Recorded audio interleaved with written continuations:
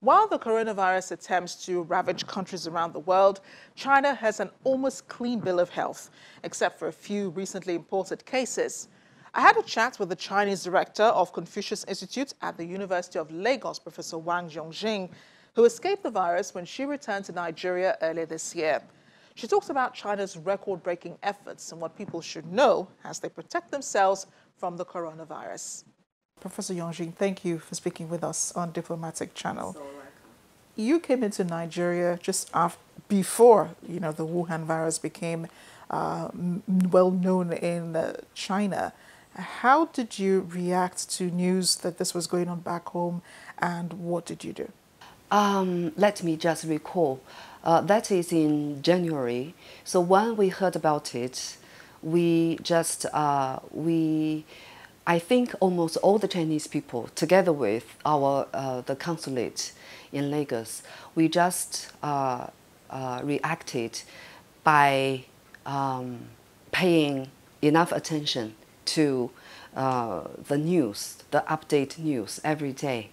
And I think very soon, my co-director, Professor Chimdi Maduagu, and me, we just discussed, since we learned about the very sudden and very quick spreading of the disease, and we decided what we should do for our country, for that city, for our country. And we did something, really. And what did you do? We just tried to tell our students about the truth in China. And we told our students, we have so many students in Lagos. We told our students the truth, and we decided we should donate something for the city, because the city was in such a sudden, it's like a disaster for everyone in the city. So together with the government, together with the consulate's help, we donated some money for the city.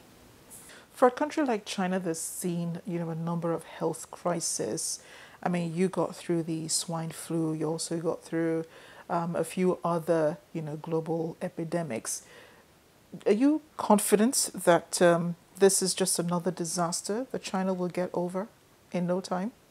Now, for each person, for each family, so if anyone just was infected with this epidemic, we think it's a disaster. But just as a country, we have, for people who are not infected yet, we should work together to fight against this disease and save those people who are infected. So I don't think it's a disaster for the country, but we try to reduce this disaster, and we try to win the battle. And of course, when the virus was reported in many provinces in China, the government announced a lockdown of most of the provinces. I remember Wuhan was on complete lockdown because they tried to stem the spread of the virus. You think they did enough to try to contain it? As human beings, we just understand that for the city at first, it was locked down in a good time, because for human beings, no one could work out as efficient as the Chinese government. So you see, the spreading is already in many countries. We compare all the governments, we compare all the countries. So no one government, no one country is doing it better than China now. So we think that the Chinese government is the most efficient one. You think China can find a vaccine or a cure to coronavirus? I'm sure the scientists are working on it very hard, and I'm sure the vaccine can be produced very soon. No matter whether it can be worked out, we are fighting it, and you see the spread is almost over now in China. So no matter whether that vaccine can be worked out, we just are very confident about ourselves now. But in other countries, such as Italy, South Korea, And of course, in Iran, we're seeing multiple cases on a daily basis, so an almost tripling of the numbers on a regular basis. What are they doing differently from what China has been doing to contain the coronavirus?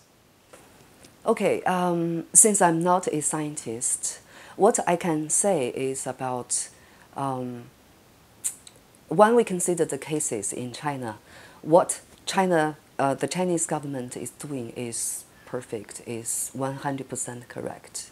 But in many other countries, different governments are doing the things in different ways. I don't think we can say right or wrong to their reactions to their own cases in their countries. But what I am very sure is the cases in China, it's done correctly now. There's been a lot of stigmatization and discrimination because of the coronavirus. People are distancing themselves from Chinese people wherever they are in the world. What do you think of this, and what should people know, about the coronavirus and the Chinese people?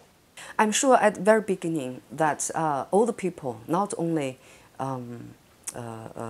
people outside China, actually all the Chinese people would just think, just like when a person who is born in Wuhan, if he works in a different city, people would just have to ask whether you came from Wuhan recently or you have been in my city for a long time. People do have that question.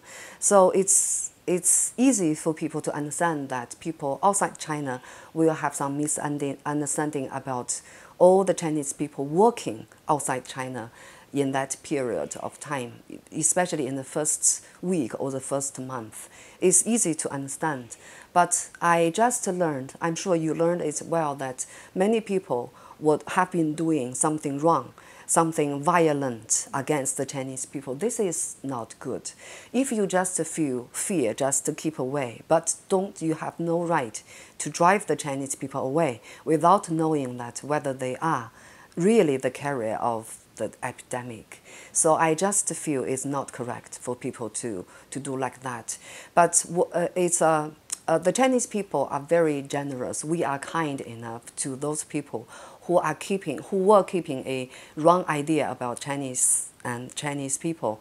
Take, for example, we are supporting many countries outside China to fight against the disease because we have experienced it and we have got a lot of experiences, and we do have now because the epidemic is almost over in China now, and we can spare some doctors, some experts to work in other countries, working with them to help them. So I'm sure people are having a correct idea about what the Chinese people are actually.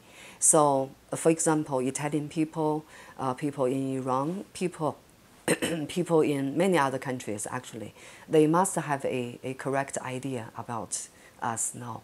You do know that many people do blame China for this virus. They think that the government didn't do enough to prevent people leaving China and from spreading the virus. I'm sure that after people have seen what is happening in any other countries and what each government is reacting to this epidemic, I'm sure if people just have a comparison, they can tell easily whether it's correct to blame the Chinese people as the carrier of the epidemic. Now, even when we thought that it started in Wuhan, maybe it's originated in Wuhan, we never just blame other people. If other people, for example, when Chinese people just realized it's really originated in Wuhan, people just criticized themselves by warning each other. We never, let's stop eating the wild animals. Let's just learn a lesson from this. We never just tried to escape from taking the responsibility. But now, I'm sure people all over the world have realized it's very possible that it's not originated in Wuhan. So it's very wrong to name it as Wuhan epidemic. It's the real name. Yeah, it started there, but no one knows whether it started earlier in any other countries, because many many countries have got a conclusion, and they have claimed to the world that it's not originated in Wuhan. Actually, maybe in August, maybe in October, it was already. It already had appeared in some countries, like in some places, like Hawaii. This is what I learned from Google, okay? But it's always wrong to name it as Wuhan epidemic. So we Chinese people just are against this. Do you think President Xi has been tested for the coronavirus? I'm sure he has been, because all the Chinese people are doing this every day to make sure that since we have to work together every day, we have to make sure that we are safe to each other. You know how strict it is in China now. After being tested, your temperature, and if you just go to public place, you are just suggested you should wear a facial mask. Otherwise, you are not allowed to appear in the public, just to make sure that we are helping each other. We are never making troubles for each other, because this is an epidemic. And here in Nigeria, here in Unilag at the Confucius Institute, you understand you are encouraging, your staff members to also stay safe and to protect themselves against the coronavirus. Tell us more about it. Yes, you're right, yes. Now, actually, you see, this is a team. And since the very beginning of this epidemic that has come to Nigeria, now my co-director, Professor Chimdi Maduagu, has been taking good care of both me and my colleagues, Chinese teachers and Nigerian teachers working in our institute. So we just ask our colleagues to take care of themselves, but at the same time test their temperature twice a day to make sure that every day we are in a good physical condition, so that we just feel safe. And you're all in good physical condition? Yes, I think so. Because at least once a week, the whole team will have a sports meeting on the campus. And we just encourage all of us to have physical exercises. Since we have a good environment on the campus, we have a very good sports center on the campus. How soon do you think you'll be going back to China, even if it's for the holidays? April. That's my expectation. And you think that by then the coronavirus would have cleared in China? You see, it's not a big epidemic in this country, because I think many Chinese people know that Nigerian is very good at working against the epidemics like Lassa fever and like the Ebola. Yes, it was just defeated very, very well.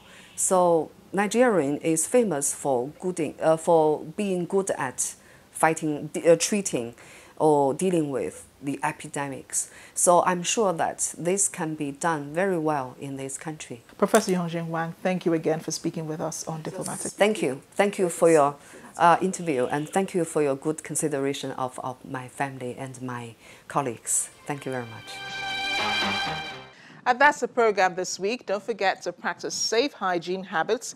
Keep washing those hands, keep them away from your face, and learn the protection of social distancing. I am Amarachi Ubani. Thanks again for watching.